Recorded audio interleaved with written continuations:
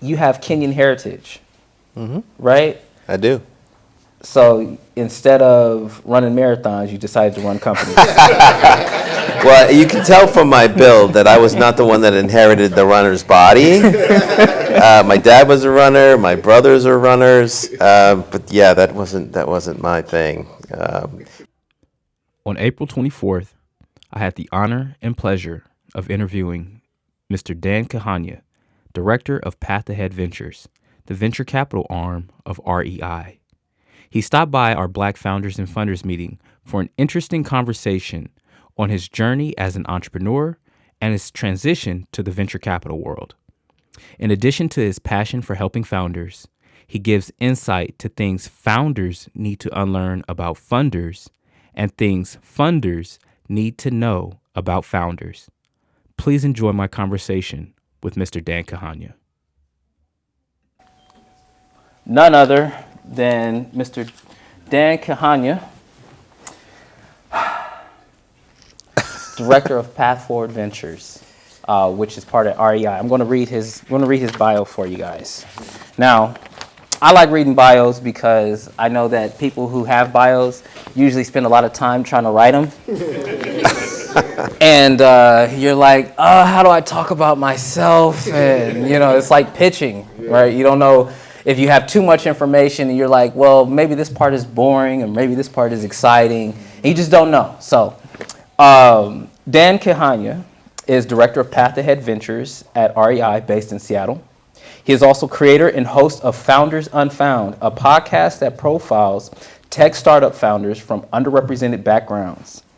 Dan is a serial entrepreneur with extensive experience across many aspects of the startup ecosystem, including founder, early executive, investor, and advisor. He advises and coaches new ventures as a mentor with programs like Techstars, WTI Startups Founders, and Find Ventures. Prior to this, Dan was part of the founding team and an early executive at 3 venture-backed companies, all resulting in acquisition exits. Dan started his entrepreneurial career as co-founder of MyPoints.com, a leading provider of internet direct marketing and consumer rewards, which he helped lead to IPO. Dan holds an MBA from the University of California, Berkeley's Haas School of Business and a Bachelor's in Science in Bachelor's in Science Engineering. There's a difference between a BS and a BSc in Mechanical Engineering from Princeton University. BFF, please give a warm welcome to Mr. Dan Kihanya. Sometimes I forget I did all that stuff. I'm getting old. See, I told you. That's what happens when you do stuff. It's like, I'll forget what all I did. Right? It's like going to that fourth and fifth copy of your resume and realizing, I forgot to put this on here.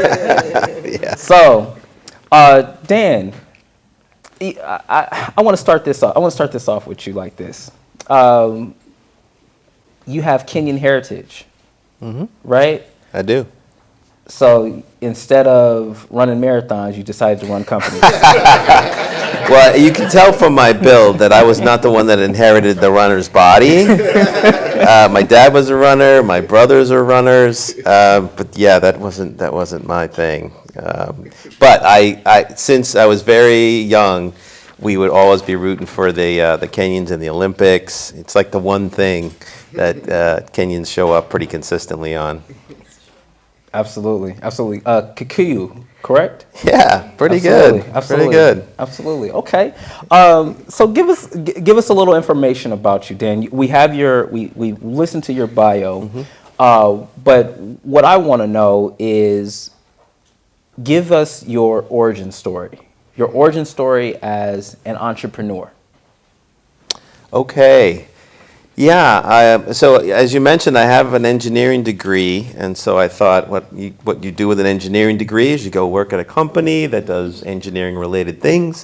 So I went to Ford Motor Company right out of college and was a practicing engineer, working on, what did I work on? The Crown Victoria and the Town Car and some other things. I worked in the fuel systems, and I spent 4 years there, 4.5 years, and it was a great experience, but I realized two things. One was I I could do the math and I could do my job, but the really great engineers, they just saw the world differently, like Neo from the Matrix or something. They just looked at it so much more differently than I did. And I was always interested in like, what's our strategy here and how are we marketing this and what's diving into spreadsheets of the financials. The second thing I realized at the time was I liked to work. I didn't like big companies. the maneuvering and figuring out how to navigate and get the right people on your side and things like that just seemed like a distraction to getting the job done. So I convinced myself that I've got to go work for myself because entrepreneurs never have to deal with any of that. So it's pretty naive, but I thought, well, I'm gonna go figure out what it means to be an entrepreneur. And my dad is from Kenya, and he worked for Raytheon for 40 years. But the amount of ideas this man had that he never did, every day was a new business idea. So he kind of sparked that passion, but never really delivered against it. And so when I was thinking about what I want to do, I had the opportunity to go to business school and get my MBA. And so I thought, well, where should I go? And so I looked at a couple of different places, and I didn't really know what business school was. I knew that I didn't want to go to engineering school, so they said, well, business school is probably a good option. But they did tell me when I got some advice was think about what the school's good at, where it's at, because you're basically deciding what you want to do for the most part. You know, some schools are big on getting you into banking or consumer products. So I said, well, I'll go to Silicon Valley because they seem to know some things about entrepreneurship. So I was fortunate enough to get into Cal Berkeley, and it was a really interesting time because when I started business school, this is how old I am, the internet didn't exist basically. Like it did exist, but it didn't really exist. 2 years I was in school. By the time I graduate, Netscape, Amazon, Yahoo, Excite, all out there running and gunning. And so it was a really just, fortunate time for me to be around thinking about startups and being in that environment. And so I took everything at school, all the classes. We had an entrepreneurship club that I was part of and helped run.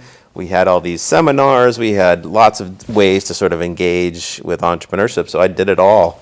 And, my summer internship, while my friends were working at big companies or on Wall Street, I worked at a 3-person software startup.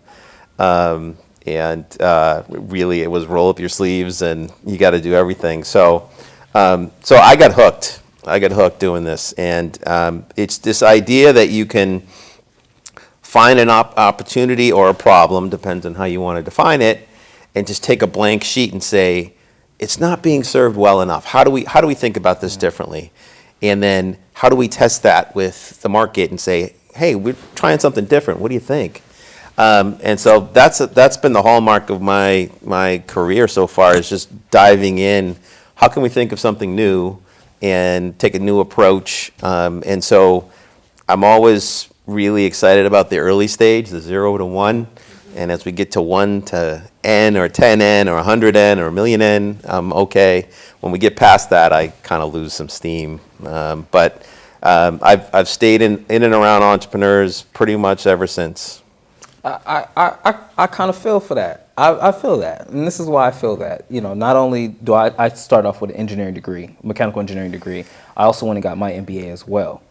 And that frustration of you're working in a corporate environment and you see the problems that you literally have the power to solve, but you have the ability to solve, but not necessarily the power, the authorization to solve.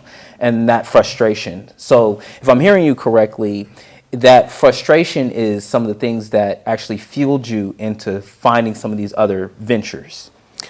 Absolutely. I mean, I think one of the things you learn after you do startups a couple times is being nimble. And at a company, if you take on a big project, maybe if it's an exciting, high priority project, if it doesn't work, most of the time the company will be fine. They'll move on, they'll pick a new project. I like the fact that I can't keep the lights on if we don't figure this out in time. Like there's that urgency of we aren't going to have the privilege of existing if we don't figure this out. And so it kind of matched this, what you're talking about, like this sort of frustrated, pent up, well, it's just there. We can go do it. If somebody would give us permission, there's no permission. That's just, you got to do it.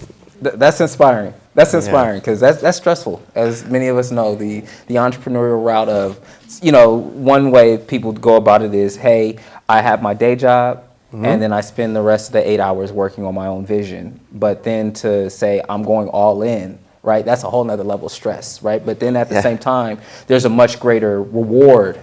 And not just reward financially, but reward in terms of your confidence, reward in terms of, hey, I know I can do this and I know I made an impact. And the result of those long nights, the results of that stress, right, this is the beautiful thing that's been built. So it doesn't always feel beautiful. So what does it feel? What does it feel like? Let's get into it. There are times when you feel that stress, you feel that weight, right? Especially as you have a team, right? Because then there's people relying on you. Yeah. They've made a decision to bet on you essentially, because probably they're either working for a lower wage or maybe not even for anything yet. So there is that human element to it. But I do like that, we burn the boats and we got to go. We got to do it. And I think one of the things that's healthy now that I've appreciated is it's not the end if it doesn't succeed, because there's a lot of things sometimes that are outside your control. Maybe you're too early. Maybe the market just wasn't set up the right way for you to do what you wanted to do. But you hit the nail on the head. The reward of learning and building the confidence. Has anybody ever done like ropes courses or zip lines? You know that one they make you climb up this pole, right? And you're standing on that pole at this little platform, and you're like, "This is crazy. What am I doing here?" And whether you're afraid of heights or not, you have that sort of feeling inside of you, like, well, "This is not smart. This is not how you survive." And then depending on how much it takes for you to build up that courage. And then you jump off and you do the zip line or whatever it is. And then you get down and you're like, I want to go again.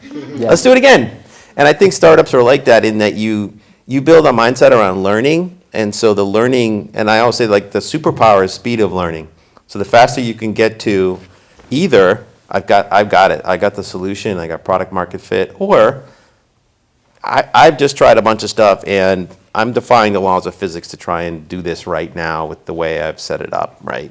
I was telling a friend the other night, like, I was thinking about this idea of essentially what would have been Uber about 4 or 5 years before Uber. And I was convinced you had to do it with the taxis because, they have a monopoly and, you can't cut them out. And this was sort of pre-smartphone and phone technology, and so all of the attitude of taxis at the time, or the people who ran taxis, and the fact that technology wasn't there, you didn't have GPS and phones with smartphones. You couldn't do an Uber, right? And so I didn't chase it that long, but there's just sometimes things you hit that wave at the right time, and then you just got to execute against it. Yeah, I can understand that. It's literally being married to the process of being an entrepreneur versus being married to the outcome. Yes. Is what kind of determines your success.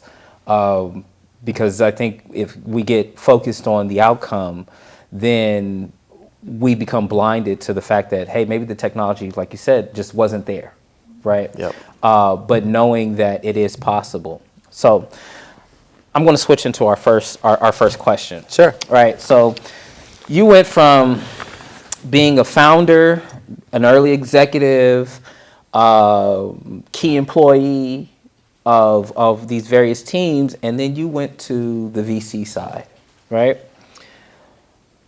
Now that you are on the other side, right, what are some of the things that you had to unlearn and you wish founders would unlearn about VCs?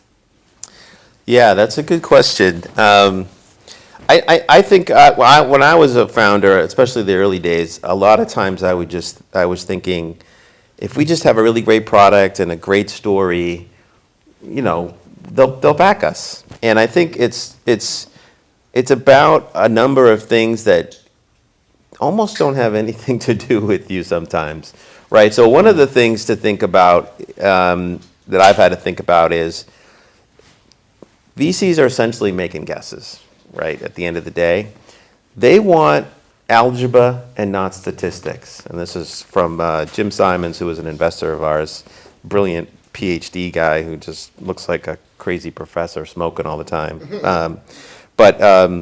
And by that I mean, so algebra is, kind of you plug into the formula, and no matter what the numbers are, you kind of get something that's a predictable outcome. Statistics has probabilities, and so they're trying to figure out, if I invest in you as a founder and your company as a founder, where's that line?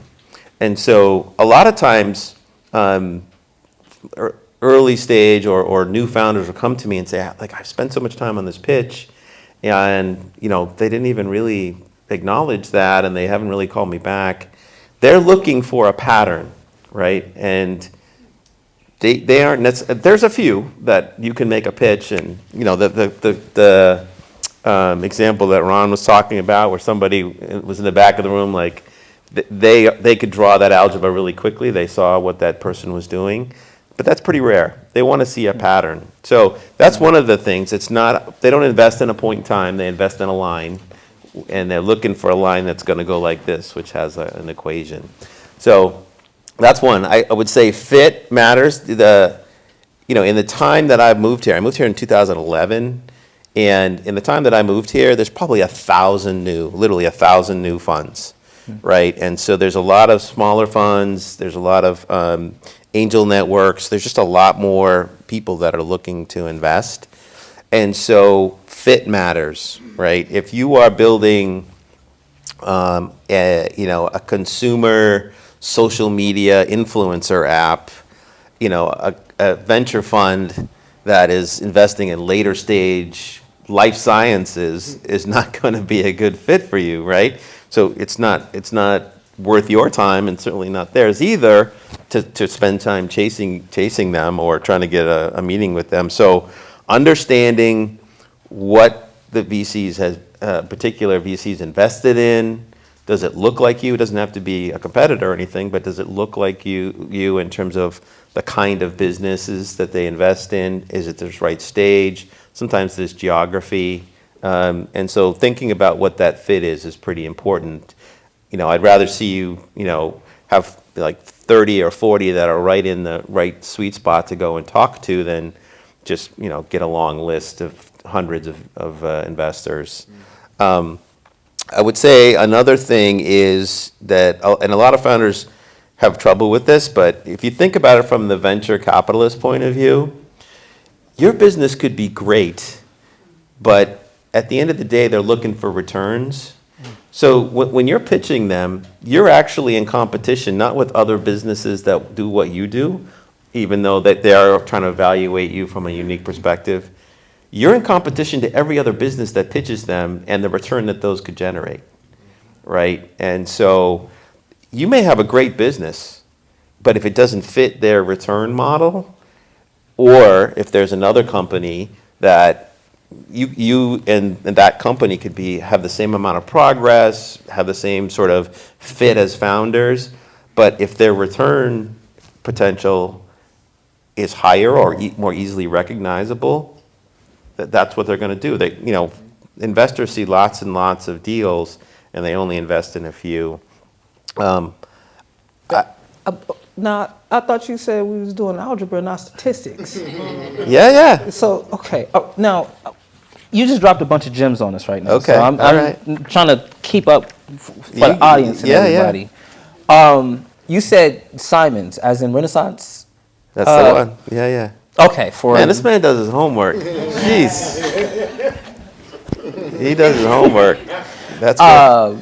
So The reason why I asked that question is because now when you said, they're looking for algebra and statistics, Yeah. and they're looking for a pattern, those things kind of stuck out to me because now when you can talk to 20 different people and get 25 different opinions about what you should be pitching and how you should pitch to a VC and what needs to be said. Sure. So you saying about one, that they're looking for patterns.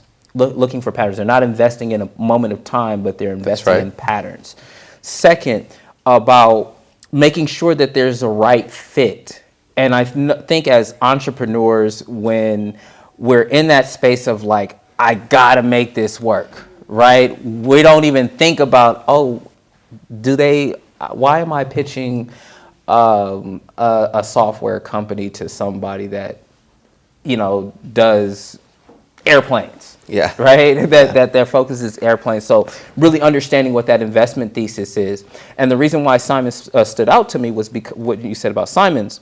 Renaissance Technologies is one of the most successful hedge funds in history. Yeah. And it's headed up by the Simons family. And so Simons is this PhD in math, that mathematician PhD.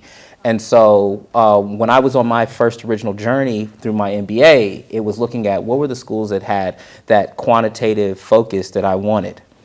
So bringing that back to what you were talking about is making sure that we have that fit, right? And you said when you were going to get your MBA, you were looking at what are the schools that are going to help put me in the kinds of networks. So at every time, what we see in this particular journey is it all starts with the right people. Am I going to the right places who have the right people, who understand what it is that I'm trying to do? Yeah, I mean, so I do this podcast, and one of the founders put it the best way. He says, after you get through sort of figuring out the right fit and things like that, he says, I'm not in the business of making believers out of unbelievers.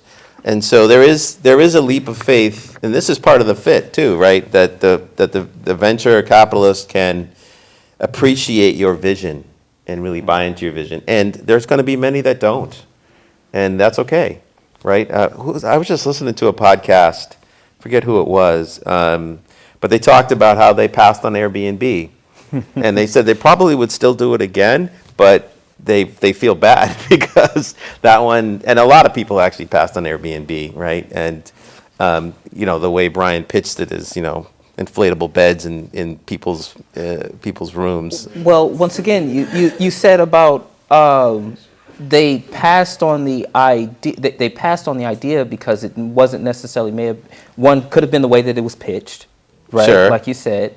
Two, they're also competing against ROI.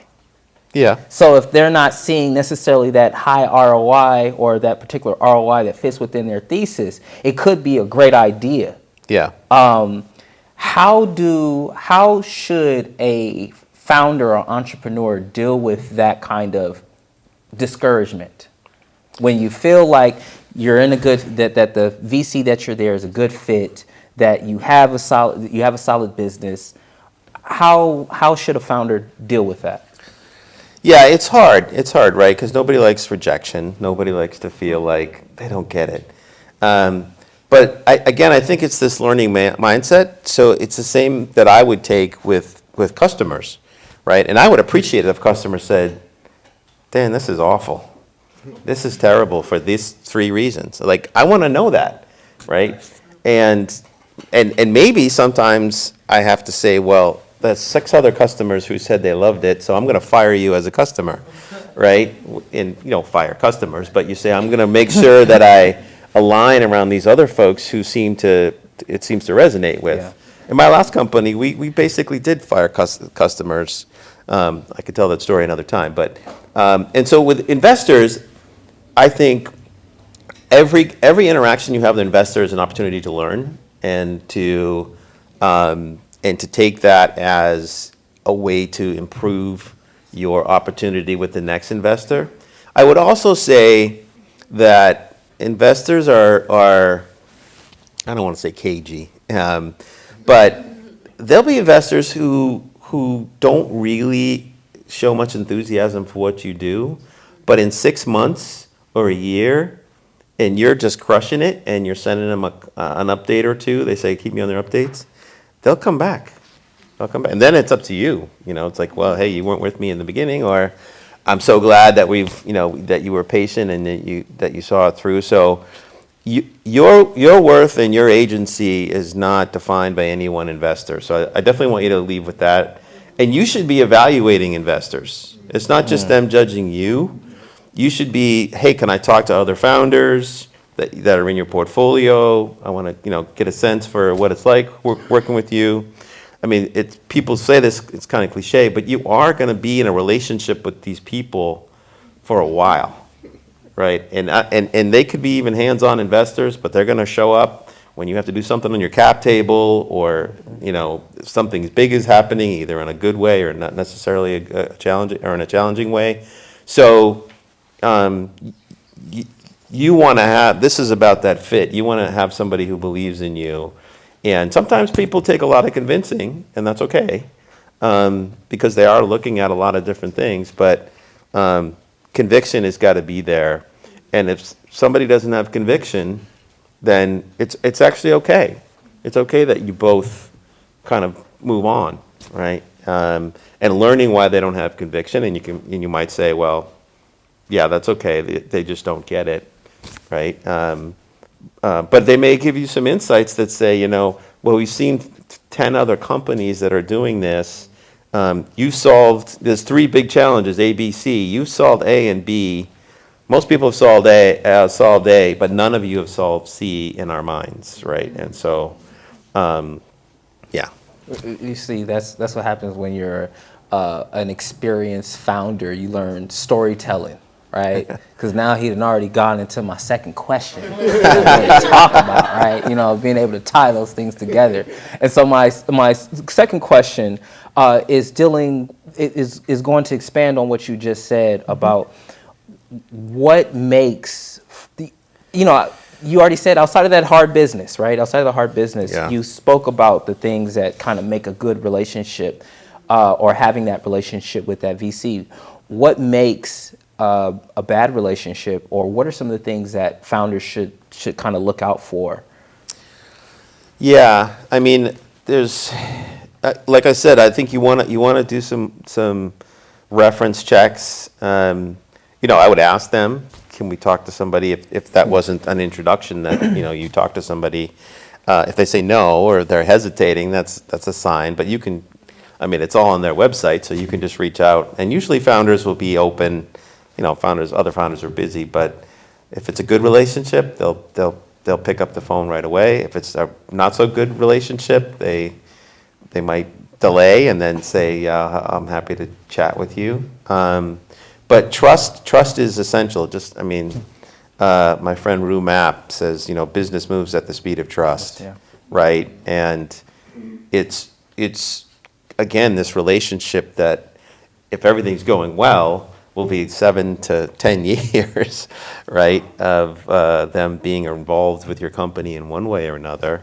And so trust is key for sure. I think when I think about the good side of what I would want an investor to bring to me as a founder, I would think about accountability, not in a like I work for them kind of way, and not about outcomes per se, but about helping me just to keep my cadence about execution, because that's really what you can control. Again, if you move quickly, if the market responds well, the outcomes are good. If it's not going so well, you'll have to just iterate and execute. So that's really good. I like people who have experience in general, but also experience in the areas that are relevant to my business, right? If I'm in healthcare or something that has a regulatory element, if the investor doesn't know anything about that, like I don't know anything about that, so I wouldn't be a good investor for that person because I've never experienced FDA approvals or anything like that. I would say another thing that's pretty important is this idea of being additive and not a distraction. And again, this is almost like you get married and you find out like, oh, they leave their socks on the floor after you get married. But you want an investor who's thinking about like what are your challenges? What do you need my help with, right? And that could be networking. They should be relationship connectors to other investors, to partners or customers. In the early stages, I say that there's two things that founders are always doing. You're always raising money and you're always hiring. Now, you obviously aren't doing both of those things constantly, but you're thinking about raising money. If your business is going to grow and it needs that fuel, you want to be thinking about, okay, a year and a half from now, so what investors do I want to try and get a meeting with just to introduce myself and say, I'm not looking for money now, but I'd just love for you to keep track of what's going on and we'll come talk to you. And employees, I mean, some of you have companies that maybe are a little bigger than others. This is one of the hardest things because you need people to be bought in. You need people to do the work. A lot of times they're going to come in and, hey, you're the head of sales. We don't have customer service. Can you go figure out customer service for us while you're doing your sales? You need people who are kind of A players, who buy into the culture and the values. And those are hard to find. And so if in this room, there could be somebody, you say, well, in 2 years, I'll need a VP of operations, and I met this person tonight. Keep in touch with them, let them know how it's going. So when you're ready to hire a VP of operations, you can be like, hey, we're ready to go. So investors can be really additive in that regard in terms of like connecting you and making introductions and providing advice around strategy. And I would say the other thing that is helpful is that I'll just say it, they stay out of the way, right? This would be the thing that I would be worried about is if somebody is, we have to have a board meeting every 3 weeks and you got to give me all the numbers. And, at the end of the day, it's your company and you are the fiduciary leadership of the business. So they've invested in you to figure out how to run the business and how to grow it. They should be adding value, but not babysitting or trying to get you to do things. That would be a distraction. Don't let the money run you. What's that? Don't let the money run you. Right. Yeah. Right. Run your business. Don't let the money run you. So investors are going to have some thoughts about how they approach that. But again, that's something that you can learn these days from other founders. And, how often do you have board meetings? I know when we first started having board meetings, I hated it. Because I was like, again, I just want to do the work. But I came to really value them. And now being on the other side, I really appreciate the opportunity to have sort of those early warning detections, right? Even if the founder isn't necessarily seeing, you told us this week at the board meeting you're going to expand internationally. Do you know anything about the privacy laws in Europe or whatever it is, right? And not to say that you're not prepared, but I think they can help illuminate some stuff that might be around the corner as a good investor. I hope everyone in this room was taking notes. I thank you. Thank you for that. I want you to now talk. You made my job easy. I'll say that. Because what you also did is you also kind of talked about some of the things that you like as an investor and Path Ahead, which is a VC firm for REI. Can you talk a little bit about what you do at Path Ahead? Sure. So we started Path Ahead Ventures about 3 years ago. And REI, for those of you who don't know that much about it, it's an outdoor recreation retailer. It's a co-op. It's been around 86 years. And there's a lot of values elements to it. So inclusivity and climate are two big things that they work on that are related to the outdoors. And so the opportunity to make the outdoors more attractive and more inclusive has presented itself, and frankly, I think it's necessary, or else the industry won't succeed and thrive. In order to do that, you need people on the innovator side. And so we took a look at the landscape, as you might imagine, like lots of industries, people of color are a very, very minute percentage. And so the company said, we're going to put resources behind helping the industry to change and to make it more welcoming and supportive. And so we built Pathhead Ventures with a $30 million fund and the opportunity to do other forms of support. So we started with programming. We have 2 programs. One is for a very early stage, so people who still have a day job and still just thinking through their ideas. And then an accelerator, which is for companies that have product and revenue. Our explicit mandate is people of color who identify as African American, Latino, Asian Pacific Islander, Indigenous.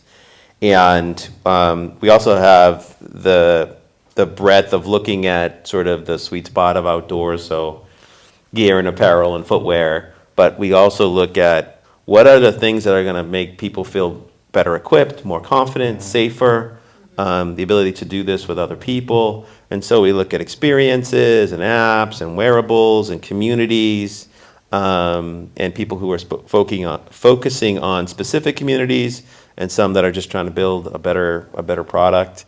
And so we've got about 100 founders across all of those different ways that we engage our 2 programs and our fund. Our fund is looking at people. 100 founders in 3 years? Yeah. Outstanding. Yeah. Outstanding. Outstanding. Thanks. Yeah, it's exciting. We just had our graduation from our early program's called Embark. We just had the graduation down in Portland. But my job is to basically help founders get closer, faster to success. And we're in a consumer products industry, so we're not necessarily in sort of the big tech. And so for us, it's about helping companies build profitable, sustainable profits. And so if you can build a business that's $10 or $20 million and you're creating generational wealth for yourself and you're making an impact on our industry, those are successes for us. So our goal is to work with 300 by the end of the decade. I think we're gonna blow right past that. But I think it's really important. It was really important for me to join REI with the expectation that we won't stop until we figure out ways to help founders.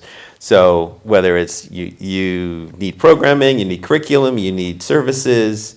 At the end of the day, though, the founders are the ones that do the hard work. And being a founder, as you probably, those in the room who are founders know, it's a hard journey, right? The journey it is literally the iceberg, right? And people see the stuff on the surface, which sometimes is the great stuff, the celebrations, sometimes it's the hard stuff. But all this other stuff, all day, every day goes on underneath, right? And it can be lonely, it can be exhausting, stressful. And so, a lot of times we're there just to be, that encouragement and empathy. And I will say to people, my office hours are open and you don't have to have an agenda. If it's just I want to complain about something, I can be an empathetic ear, because sometimes you don't want to, you don't want to do it with your family because they'll tell you, why don't you just get a real job? Yeah. You don't want to do it with your investors because then they'll be like, oh, we need to replace this person. Yeah. You don't want to do it with your employees because they'll be getting their resume ready and out the door. So we try to provide, everything from that to capital to community. We try to get them together. And that's what I would say for a lot of you, find other founders. There's nothing like having the camaraderie of people who are in that journey with you. Find you a BFF. That's right. I appreciate that. I have one last question before I open it up to the audience. And it's always encouraging to talk to founders like yourself that are passionate about helping other founders. And that's clear. My question for you is, what is your why? What is your why for being that kind of support for founders? it's really two sides of the same coin. I say this a lot, actually. So many people have helped me that I view it as a privilege and a responsibility to help founders for the rest of my life, no matter what my career or job title is. I mean, I've literally met with thousands of founders. And, sometimes I meet them once and, I don't see them again and they're off to whatever they're doing, and I'm okay with that. And so I look at it as a way to pay forward. The other side of the coin is I see that there was times for me and I see times for founders where others aren't giving them just the respect of their time. Just a few minutes can be so instrumental. And I think I'm decidedly biased, but founders are the modern business warriors. They change the world. And, some will have monetary benefit from that. It won't pay for all the sacrifices that you go through as a founder. And so, again, if I can be part of that, I'm on your team, right? I'm not in the no camp, I just feel a calling for that. So I hope as long as I'm healthy and my mind is good, I'm going to be available for founders in some form or fashion. And, I was telling somebody earlier, my family raised us, those three important things: education, religion, and service. And so I've always had this sort of a servant mentality to be helpful. And it can make such a difference. Again, these small little interactions, these small aspects of helping. I view what I do in the world this way, which is I am a pebble thrown into the pond. It makes some ripples. I don't know where they'll go, and I don't know. I'll never see it because I'll just sink to the bottom. And so I try to be helpful. I take joy in being helpful. Sometimes people need tough love.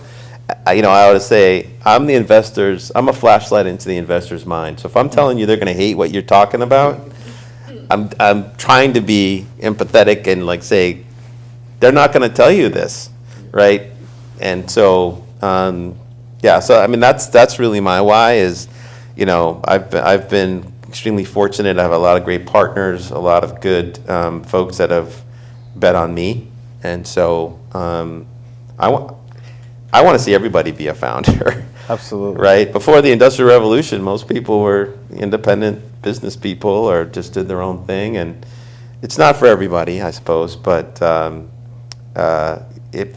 controlling the destiny of something and having this sense of building your own thing is there's nothing like it. Absolutely. Absolutely. Mr. Kihanya, I appreciate you. Thank you. Thank you. Thank Great so questions. much. Absolutely. Good questions. So, ladies and gentlemen, I'm going to open this up for questions. The last parting thought that I want to leave with is, flashlight into the investor's mind so that you don't have to use Delulu as the Salulu as a founder. So go ahead and open it up for questions. Please. Go for it. I would love to meet with you one-on-one. Do you got some time this week or next? No. Yeah, absolutely. Yeah, I mean, I'm on LinkedIn, so just reach out to me there. And then I have like I said, I have standing office hours every Friday, and I'm happy to meet with anybody. What I tell people is I've done enough in the startup world. I've actually never been the CEO, and I've never been sued. But everything else I basically have experienced. So I'll have a data point about something. That was the one thing he was able to outrun. Yeah. How'd you manage to do that? That's a better question. I don't know. This day and age, I'd probably push him a lot more buttons, and I wouldn't be so lucky. But I'm happy to sit and talk about anything and be supportive. Cool, just interesting. We'll go with Shay first, and then we'll go with you. Go ahead. When you're talking to early stage founders, what process do you agree with more in terms of founders that want to replicate and innovate, or do you like founders that are trying to take an innovative approach to a already existing industry? Interesting question. I don't know if I would discriminate between those. I think it's more about what the founder's approach is, and then it's really the size of the problem, right? I mean, there are industries that have been around a long time that have incumbent solutions that are terrible, right? And people just have, accepted it. And so if you can come in and say, I got a better way to do this, and it may take some work to convince people like this is a different way to do things. I'm all about that, but I'm also all about like I'm inventing social media. I'm inventing the cell phone. That's a hard road to go because timing matters a lot in those situations. But at the end of the day, the innovation is around how do you chase the problem? Because again, and I've done a lot of product work. It's almost impossible to get it right. I would challenge anybody to tell me if they've had it happen, but it's impossible to get it right on version 1, right? At my last company was, there was 4 of us founders. 3 of us were multiple founders. I've done product a ton. I've done mobile. It was a mobile app. I've done mobile apps before, and we're working on it. We're doing some customer discovery. We think we got it, and literally we launched version 1.0, and within like 10 minutes, like the one thing that we had as a clear foundational hypothesis, they threw it out the window. It was like a savings app. It was like a piggy bank on your phone. And we were all about like, oh, people are going to use it and they're going to pick something that they want to save for, and they'll save for it like a new phone or a trip, and then they'll get really confident, build that muscle, and then they'll do more and more. And basically everybody said, well, why are you making me choose one right now? I want to save for a couple things at once and then go back and forth. And this was a strong, strident reaction, right? And so again, us thinking we got this and we're just going to have to make some little tweaks and, which also I would encourage, get it out there faster.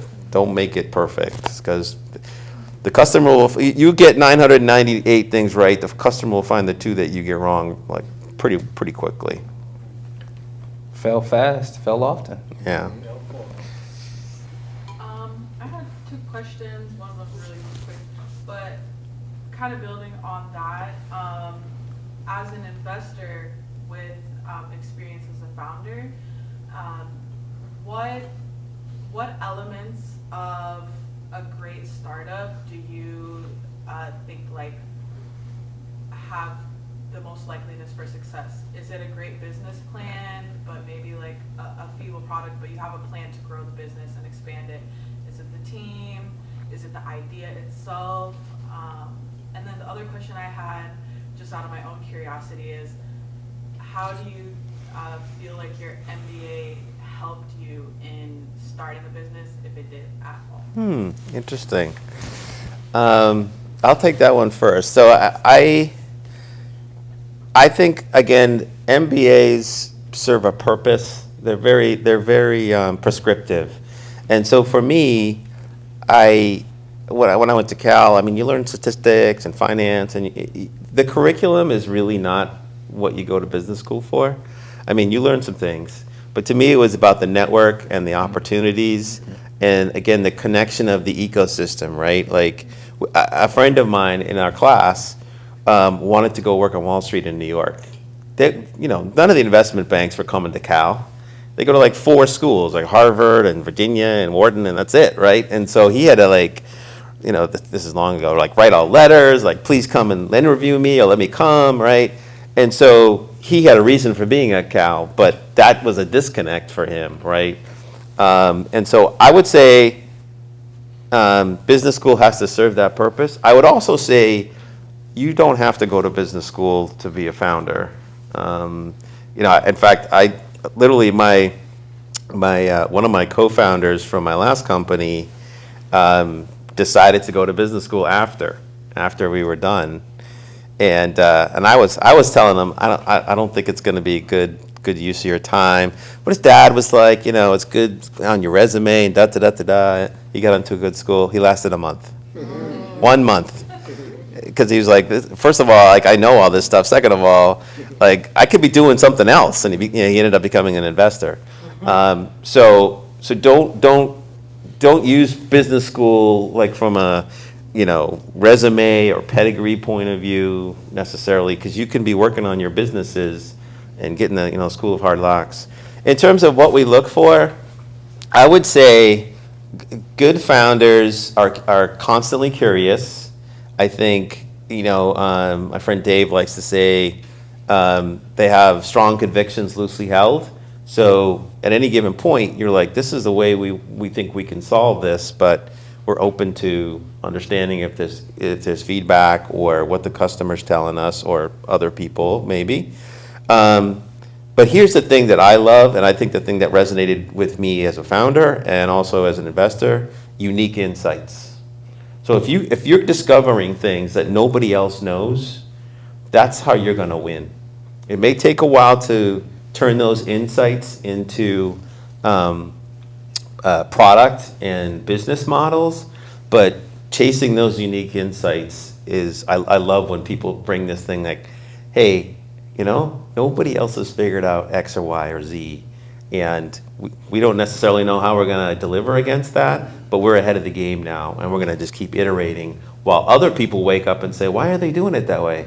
Oh, they must have had that insight, right? And so I love unique insights. I'm a fan of kind of humility too. That's not every investor is in that camp, but and just really commitment to the problem, not the solution that you're looking to do.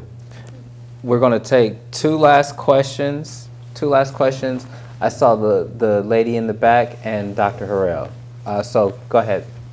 First of all, this was really impressive, and so I appreciate being here. I'm sorry I was a little bit late. It's okay. So I've seen some amazing things happen with investors and founders. Feedback that was intense, hard, difficult, founders listening, taking it in.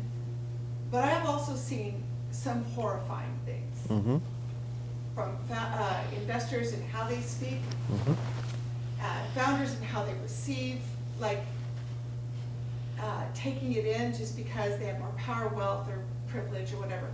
And so I would love your insight on what can be done to better educate and create a different culture of leadership among investors, so that there is that humility and understanding and respect, but also building the capacity of that founder who could say, thank you, Right. I'm going to find another investor. You cannot talk to me that way, or whatever. Sure. I mean, so anyway, just any feedback. I've never asked that question. I thought you'd be That's a great question. I'm going to remember it. Dr. Harrell, your question as well, so we can get a two for. Sure. Oh, a twofer. Oh my goodness, I love that. First of all, you are an amazing interviewer. Thank you. And you have been so insightful. I hope you know I was taking notes. So if you saw me here like texting, I was Good. Not texting. I got 2.5 pages of notes strolling down. I just wanted you to know. Exceptional. So both of you, absolutely lovely. I heard you say, and you talked about how stressful being an entrepreneur can be. Yeah. Right? You talked about burning the boats, being all in, right? This BFF, you're here because we Yeah. want to do exactly what you said, to connect more. Part of the work I'm doing and part of the work I'm talking about is about us investing in ourselves. So when you mentioned the entrepreneurial iceberg and the stuff that's happening underneath, what advice would you share? Because this is what I do. What advice would you share with entrepreneurs, founders, about pouring into themselves and how important that is? That capacity building. Great question. Let me Great question. tie both of them in together. No. We're not going to cheat anybody. You said two questions. They're going to each get an answer. I wasn't going to cheat. I was going to turn a twofer into a threefer. Okay. Oh, okay. Let's go that way. Just trying to Let's make go sure. that way. But now my feelings are hurt. So, I'm for the founders in the room, and I know you're a founder. but- Beautiful. So you were saying about building changing the culture of leadership in VCs and how they treat founders. And then what you were saying, Dr. Harrell, was about founders being able to pour into themselves so that when they do come into situations where there isn't good leadership, that they're able to withstand that. There you go. I'm not worthy. I'm not worthy. We'll have that, and then Okay. we'll close it out. So I'm going to take this question first because that one's a little harder. So what I always tell founders is it is a long journey, and it is hard. It is really hard. And the to-do list is never done. So, you're up till 2, 3 in the morning, and you're back at it at 8 in the morning, 7 in the morning. So it's not going to be done either way. Find those places where you can find joy, whether that's, working out with your family. I always tried to have dinner with my family, from like 6 to 8, unless I was doing like a business dinner or something. The work, I would spend 2 or 3 hours after that, after they went to bed and they were all set. So I had some time with my family. I had he wasn't a co-founder, but he was another exec in one of our companies. He didn't last long for this very reason. Before he joined us, he was a consultant and he traveled the world. He flew 200,000 miles a year. And he said, basically, when my daughter was 4 to 14, I never saw her. So, he's like, not only did I miss all the like recitals and soccer games, but those moments when they ask you like, why is this guy blue? And you're sitting with them at dinner or playing with blocks. So he quit pretty soon after that. And he said, I'm going to spend the rest of our high school years being at home. But he said, I'll never get that time back. I'll never get that time back. So if that's part of who you are in your life, don't sacrifice all of that. So find those moments of balance and recharge. Right? The engine can't run in the red all the time, right? So that's one thing I would say. The other thing I would say is, I'm gonna pick on Che. What's the most important asset of your company? Team. I'm looking at him. Well, the two of you, because you're together, right? Right? Yeah. So you are the most important asset of your company. And so think about, like, you bought some fancy car. Would you haul garbage with it? So what I tell founders is, because pretty much every founder I meet is an amazing person. You're put on this earth to make an impact in the world, to change things, to do great things. For some of you, your startup's not going to be that.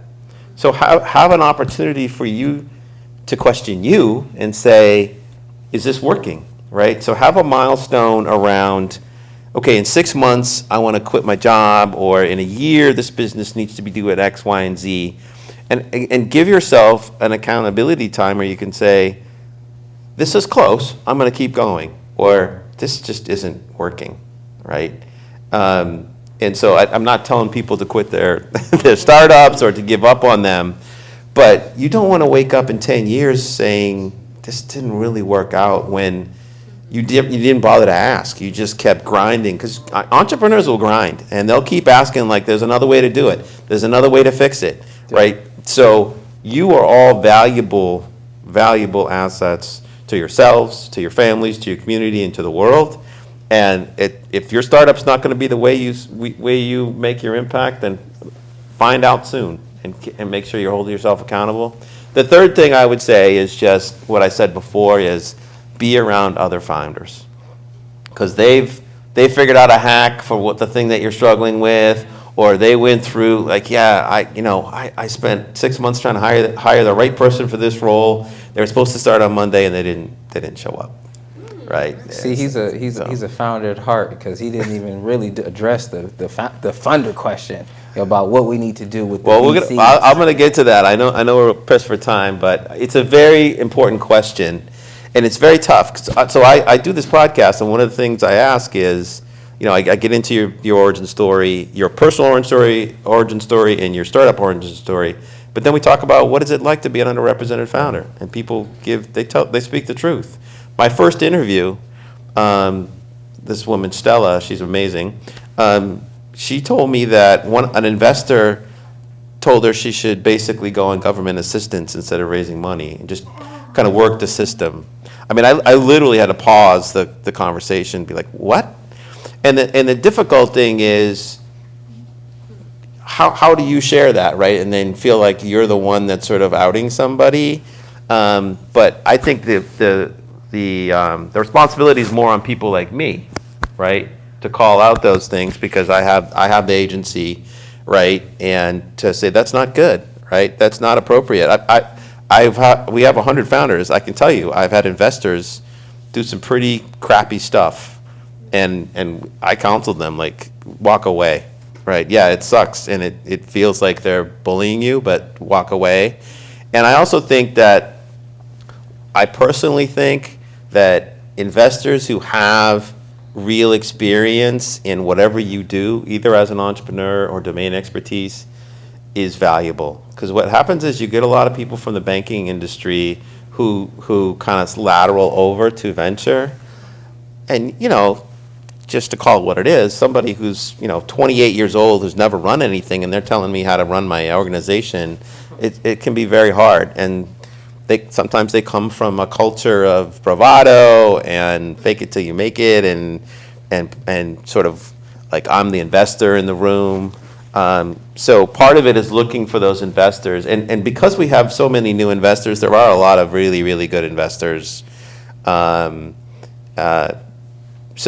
I would be about holding people accountable from the perspective of, look for allies that can say, do I have to put up with this? Is this legit, right? But it's at the end of the day, investors are beholden to the limited partners who give them the money.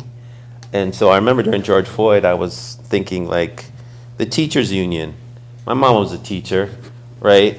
And I didn't grow up with money.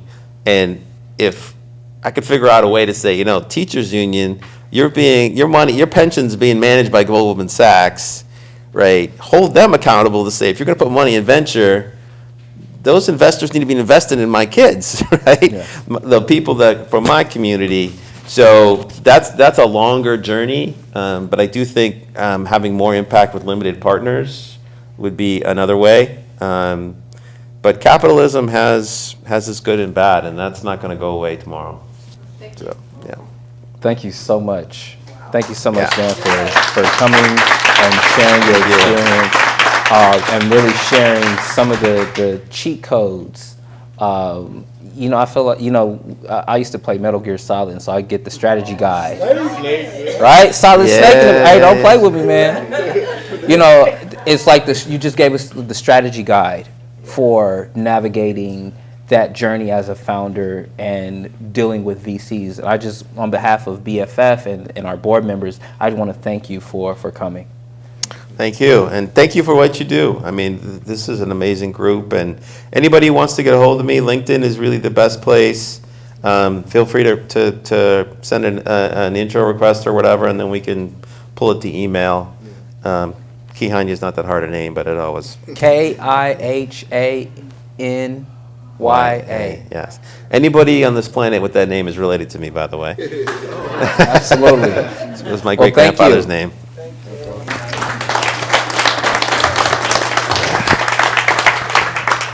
Well done. Thank you. Oh, absolutely. Where you going? I'm staying. You gotta take a. Oh, yeah. Okay. Quick photo, real quick.